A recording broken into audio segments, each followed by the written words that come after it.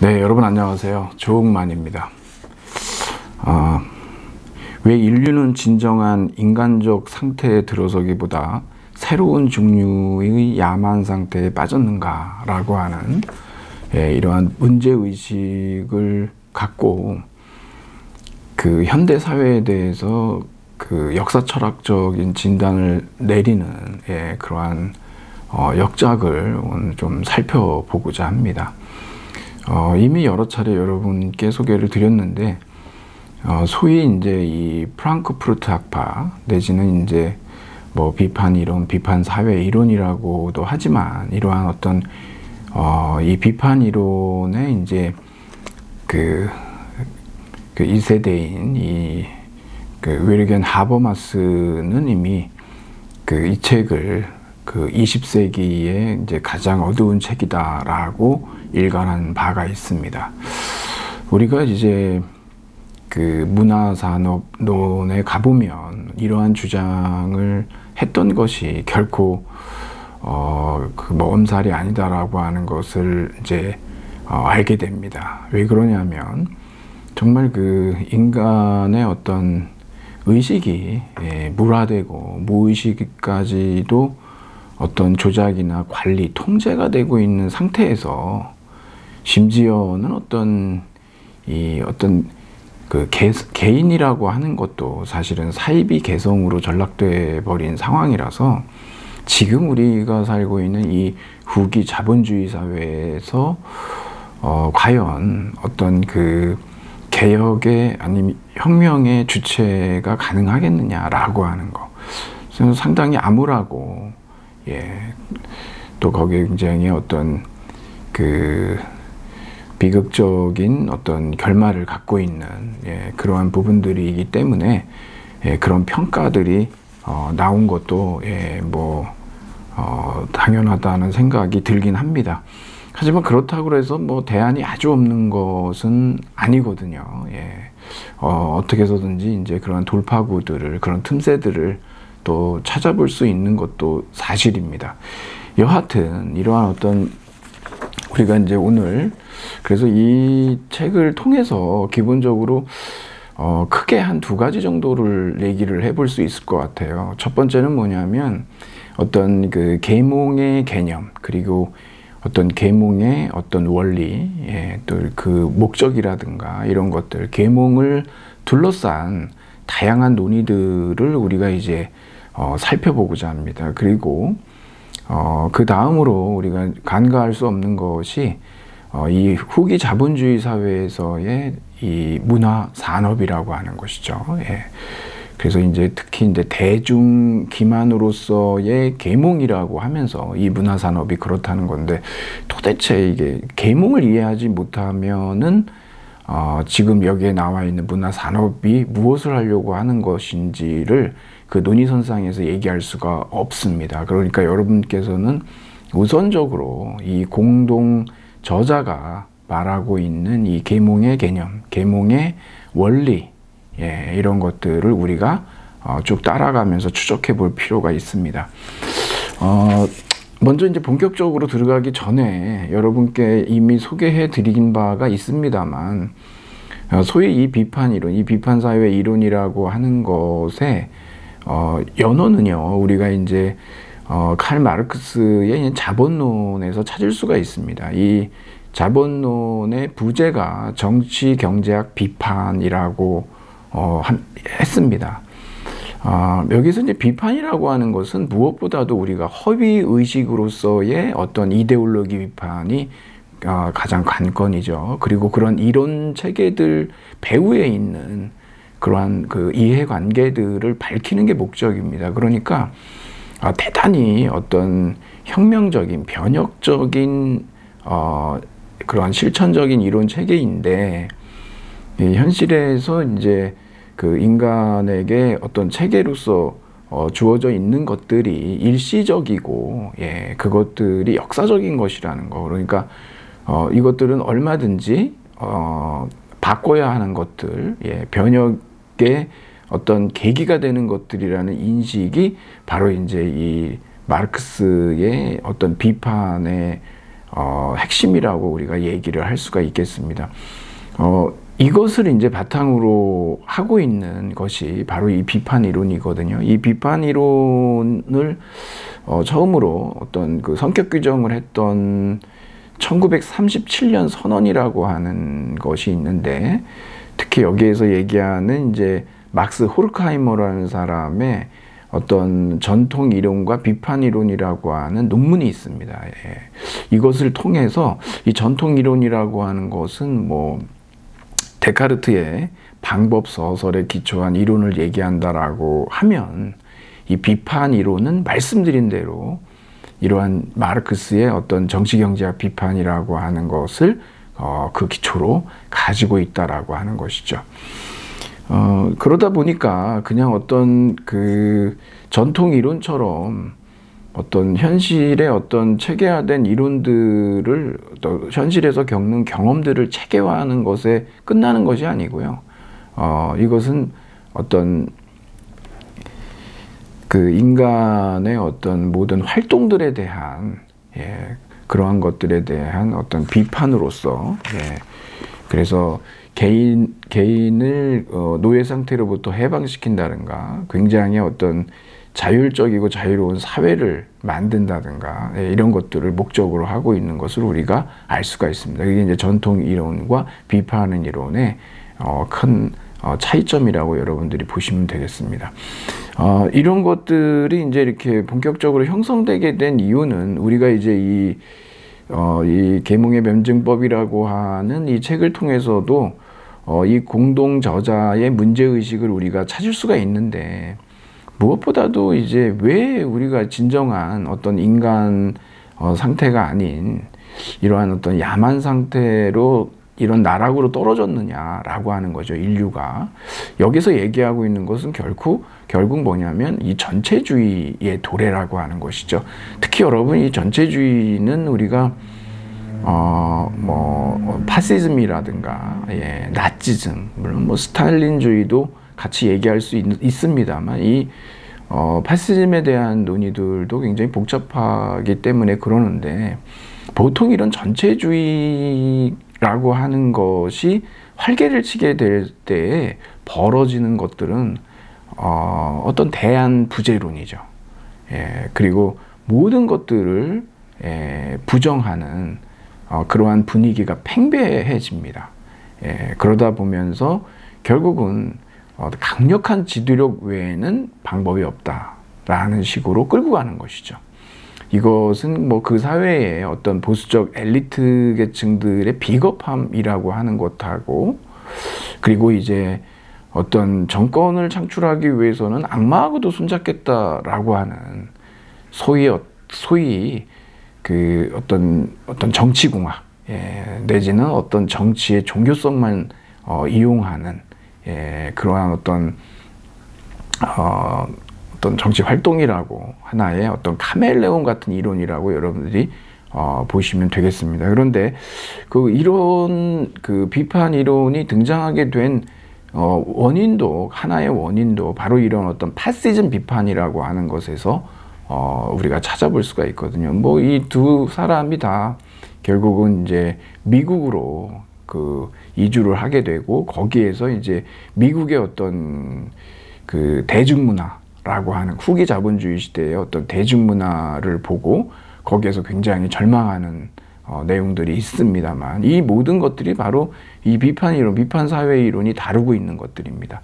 역사적 상황들을 보면은 우리가 잘 알다시피 후진 러시아는 이러한 어떤 사회주의 혁명을 이루었는데, 정작 유럽에서는 이런 그 노동계급 운동이 계속해서 실패로 돌아가고 있었고, 그리고 이제 지금 말씀드렸던 파시즘이나 나치즘처럼 이런 어떤 자본주의가 성숙을 했지만, 자본주의 자체 내에서 그런 어떤 구조적 모순을 처리할 수 있는 그 역량이 있더라라고 하는 거죠. 더군다나 굉장히 충격적이었던 건 뭐냐면, 이 노동계급들이 그러한 어떤 전체주의에 비판하고 저항하는 것이 아니라 동조한 사실에 대해서도 굉장히 충격을 받은 것이죠. 그래서 이런 모든 그 상황들을 우리가 이제 고려해 보면은 어떤 파시즘 비판이라든가 그리고 이제 도구적 이성에 대한 비판 우리가 이제 이 계몽의 개념에서 이제 살펴볼 겁니다. 그리고 여기서 이제 문화산업에 대한 비판 이런 것들을 이 비판 이론이 주 과제로 삼고 있다라고 하는 것을 자연스럽게 이제 우리가 알 수가 있는 것이죠. 우선 여러분 이제 이 정도로 여러분께 이제 기본적인 거는 이제 말씀을 좀 드리고 제가 이제 여러분께 제공해 드린 이제 아티클을 보면 뭐 거기에도 잘 나와 있습니다만 우리가 이제 그 계몽에 대한 아주 표준적 정의를 보통은 우리가 이제 칸트한테서 가져옵니다. 이 칸트가 계몽이란 무엇인가에 대한 이런 답변에서 제가 여러분께 과제에서도 말씀을 드렸는데 이건 굉장히 표준적인 그런 정의예요. 그래서 계몽이란 우리가 마땅히 스스로 책임져야 할 미성년 상태로부터 벗어나는 것이다 라고 하는 것이죠. 예. 그래서 결국은 이제 과감히 알려고 하라 라고 하는 거, 너 자신의 지성을 사용할 용기를 가져라. 이런 뭐 게으름과 비겁함을 버려야 된다라고 하는 얘기거든요. 그래서 이제 결국은 그 인간의 어떤 이성을 어떤 공적인 사용이 있고 사적 사용으로 이렇게 좀 나눠서 얘기도 하는데, 공적 사용이라고 하는 건 지식인으로서 뭐 저술을 한다든가 강연을 한다든가 뭐 이런 걸 통해서 그러한 상황에서는 계몽의 전제는 자유거든요. 그런 상황에서는 무제한적인 자유가 필요하다라고 얘기를 하죠. 그러면서 이제 우리가 지금 뭐 계몽된 사회에 살고 있냐 아니면 계몽의 시대에 살고 있냐라고 했을 때 계몽된 시대는 아니고 계몽의 시대다라고 하는 거. 그래서 이제 묻고 따지라는 얘기를 하는 것이죠. 그러고 나서 이제 복종해라 이런 얘기들을 하거든요. 그래서 일단 그동안에는 묻고 따지지 말아라라고 했다면 이제 이 계몽의 시대는 묻고 따져야 된다는 것이죠. 그러한 이성의 공적 사용을 위해서 그러한 어떤 자유를 제한해서는 안 된다라고 하는 얘기를 하면서 사람이 스스로 책임져야 하는 미성년 상태에서 탈출하는 거, 이것이 계몽이다 라고 하는 얘기를 하는 것이죠. 그러니까 여러분들이 아주 이 표준적인 정의거든요. 계몽에 대해서. 이걸 여러분들이 좀 알아두시고, 우리는 이제 여기에서 그치는 게 아니라 이제 본격적으로 이 계몽의 변증법으로 이제 들어가서 과연 이제 여기에서 얘기하고 있는 이 계몽의 개념, 계몽의 어떤 원리, 또 계몽의 목적, 세계의 탈신화라고 하는 것, 여기에서 이제 논의되고 있는 것들을 이제 좀 살펴보도록 그렇게 하겠습니다. 우선 여러분들은 좀 아티클을 중심으로 해서 좀 들으시면 좀 좋을 것 같습니다.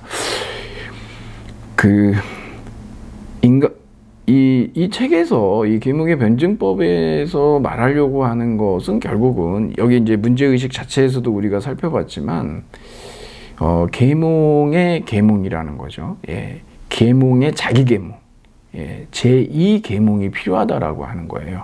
결론은요. 그래서 어떻게 해서 지금 우리가 이러한 어떤 야만 상태로 빠졌냐, 이거 어떤 인간적인 상태가 아닌 야만 상태로 어떻게 해서 이렇게 빠지게 됐느냐, 그것을 역사 철학적으로 살펴보는 겁니다. 여러분들이 이거 역사 철학이라고 하는 것은요, 지금 이러한 서양의 역사가 전체주의, 이런 파시즘이나 나치즘으로 이런 결과로 전락된 것은 아주 필연적인 그 이유 때문이다라는 얘기를 합니다.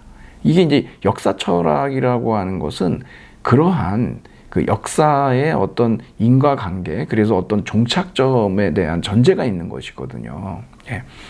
그래서 이거는 이 사람들의 해석입니다. 여러분들이 여기에 꼭 동의하실 필요는 없는데, 그 아도르노와 이제 이 호르카이머 두 사람이 보는 견지에서 그러한 어떤 역사 철학적 진단을 내린 것이거든요. 그런 어떤 그 필연성이 있다는 겁니다. 그걸 뭘로 찾는 것이냐 그러면 바로 계몽을 중심으로 찾아보는 거예요. 자, 그렇다면 그 인간에게는 그 인간이 어떤 역사 인식의 세 개의 단계를 한번 살펴본다라고 한다면, 제가 여러분께 여기 그 말씀을 드려놨는데, 여기 안내문에 보시면은요, 특히 여러분이 여기에서 지배하고 자기 유지라고 하는 거, 여기 보통 우리 자기 유지라고 여기 이 책의 번역자인 김유동 선생님이 그렇게 번역하셔서 그러는데, 이게 원래는 이제 스피노자의 에티카에서 온 거거든요. 그래서 거기서는 우리가 코나투스라 그래가지고 보통 이제 자기 보존이라고 얘기를 합니다. 뭐 상관없습니다. 자기 유지든 자기 보존이든 그냥 여러분들이 두 가지를 다 익스체인저블 할 수 있는 것으로 알아두시면 좋을 것 같아요. 그래서 역사 인식의 세 단계가 있는데, 이게 첫 번째는 뭐냐면 주술, 정령 숭배. 예, 이게 이제 애니미즘의 단계인데, 그 다음에 신화가 있고 계몽, 이렇게 세 개의 역사 인식의 단계가 있습니다. 이 단계별로 어떤 특징들이 있는지를 우리가 살펴봐야 되는데, 이것을 여러분하고 같이 살펴보려고 한다면, 우리 과제 2번에 보면 신화는 이미 계몽이었다, 그리고 계몽은 신화로 돌아간다라고 하는 대단히 역설적인 태제가 있어요. 사실 이 태제를 우리가 이해하면 이 계몽에 관련된 것들은 다 파악을 했다라고 해도 과언이 아닙니다. 그러니까 여러분들이 여기에서 신화가 이미 계몽이었다라고 하는 거에 집중을 해보자고. 신화가 이미 계몽이다 라고 한다면, 이것은 신화는 어떤 측면에서 어떤 관점에서 이미 계몽이다 라는 거거든요. 뭐 어떤 관점에서 계몽이란 얘기일까 라고 하는 거. 그리고 계몽은 신화로 돌아간다라고 하는 것이거든요. 예, 결국은 그렇게 된 계몽이 다시 신화하고 어떤 유사성을 갖는다라고 하는 건데, 어떤 측면에서 이렇게 되돌아간다는 얘기냐라고 하는 겁니다. 이건 여러분들이 이제 아티클을 통해서 살펴보시면 되고, 뭐 직접 본문을 읽어서 보셔도 되지만, 이것을 여러분들이 이 역사적 태제를 잘 이해하기 위해서 지금과 같은 설명이 좀 필요한 건데, 역사인식의 세 단계에서 이 주술의 단계, 정령 숭배의 단계가 있습니다. 여기에서는 주체와 객체가 분화되기 이전이에요. 미분리된 상태입니다. 그래서 일단은 어떤 미메시스라고 하는데, 보통 모방이라고 우리가 번역을 하거든요. 이 대단히 어떤 아리스토텔레스에서 시학에서도 굉장히 중요한 개념인데, 모방 이론이죠. 그런데 거기에서 얘기하는 그런 모방하고 이 아도르노가 후기 철학에서 얘기하는 모방하고는 차이점이 있는데, 이것은 단순한 어떤 어떤 모방하기라고 하는 것이 아니라 객체로 이렇게 전화하는, 그러한 것을 이제 특징으로 가지고 있습니다. 그냥 어떤 예술 개념으로 얘기되는 것은 아니다라고 보시면 되겠어요. 그래서 미메시스, 주객 분리 이전인 그러한 단계가 바로 정령숭배고, 즉 이러한 미메시스를 하는 이유는 어디에 있냐 그러면은 그 대상에 대한 지배죠.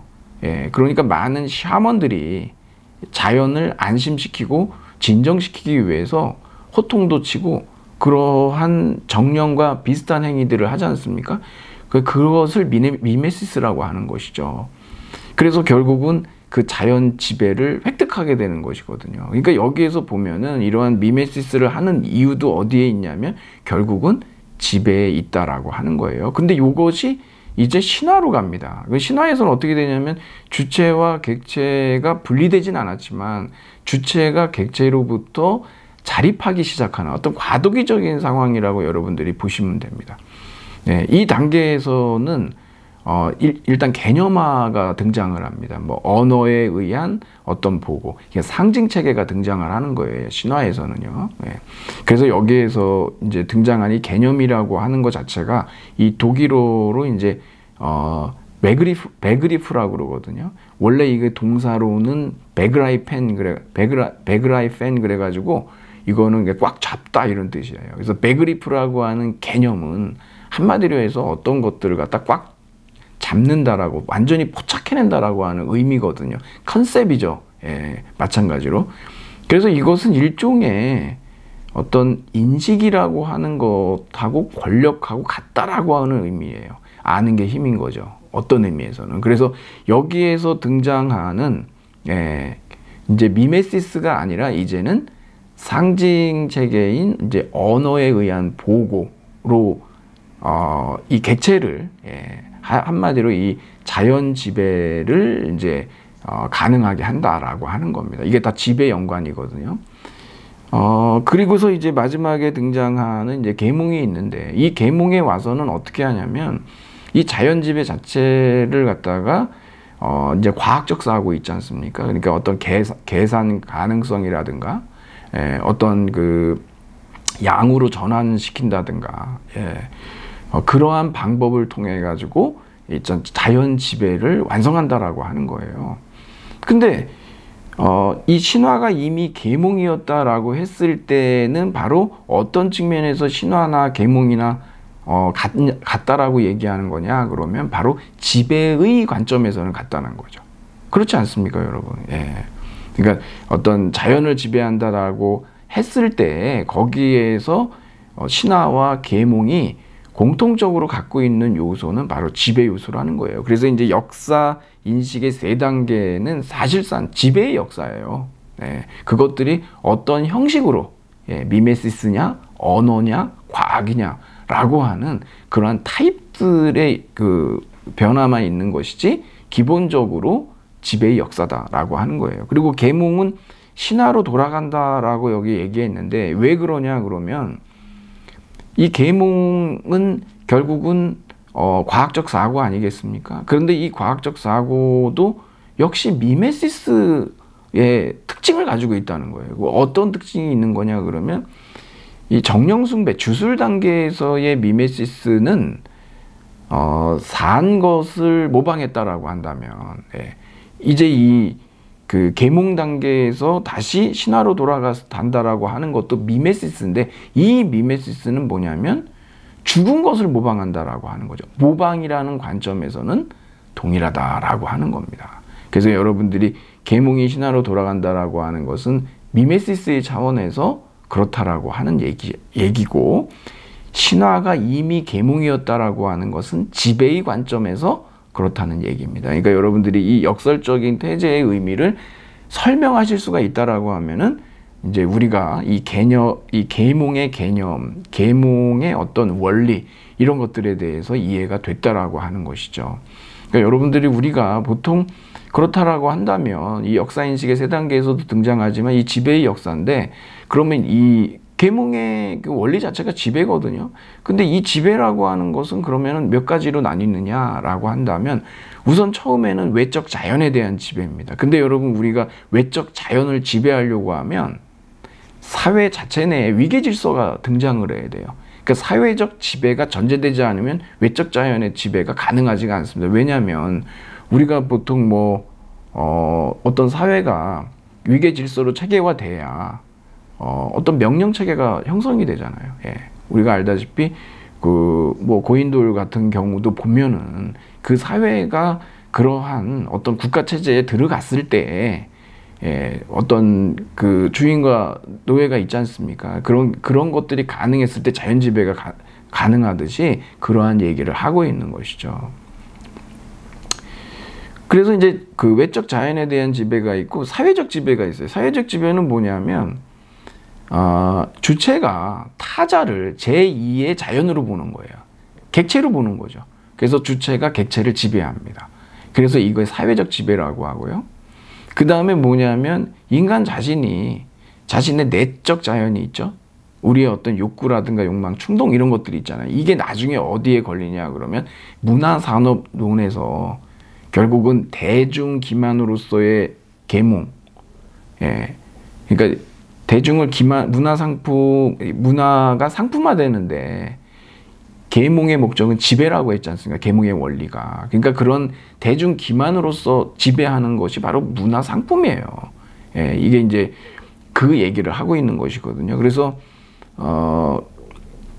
결국은 이러한 내적 자연에 대한 지배라고 하는 것은 인간의 욕구, 인간의 무의식, 인간의 충동 같은 것을 얘기하는 건데, 그것조차도 어떻게 하고 있냐 그러면 결국 산업화된 문화가 철저하게 정말 물샐 틈 없이 그렇게 지배하고 있다라고 하는 거, 그게 바로 문화산업론에서 우리가 살펴보려고 하는 것이죠. 자, 이렇게 여러분하고 이제 그 계몽의 개념, 어떤 뭐 계몽이라고 하는 건 세계의 탈신화라고 하는 것인데, 하지만 그것이 다시 그 신화로 돌아가는, 미메시스로 돌아가는 어떤 차원도 우리가 이제 살펴봤던 것이죠.